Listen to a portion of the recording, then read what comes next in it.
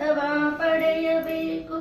ವೇದಗಳಿಗೆ ನಿಲುಕದಂತ ಆದಿಶಿವನ ಕೂಡಬೇಕು. ಪಾದ ಪೂಜೆ ಮಾಡಬೇಕಣ್ಣ.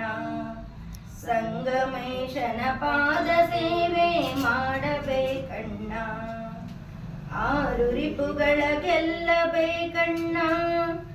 ಶೂರತನದಿ ಮೂರು ವೈರಿಯ ಕೊಲ್ಲಬೇಕಣ್ಣ.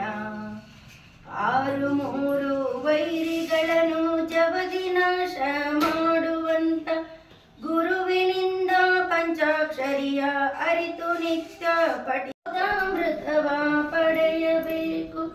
ವೇದಗಳಿಗೆ ನಿಲುಕದಂತ ಆದಿಶಿವನ ಕೂಡಬೇಕು. ಪಾದ ಪೂಜೆ ಮಾಡಬೇಕಣ್ಣ. ಸಂಗಮೇಶನ ಪಾದ ಸೇವೆ ಮಾಡಬೇಕಣ್ಣ. ಆರು ರಿಪುಗಳ ಗೆಲ್ಲಬೇಕಣ್ಣ. ಶೂರತನದಿ ಮೂರು ವೈರಿಯ ಕೊಲ್ಲಬೇಕಣ್ಣ. ಆರು ಮೂರು ವೈರಿ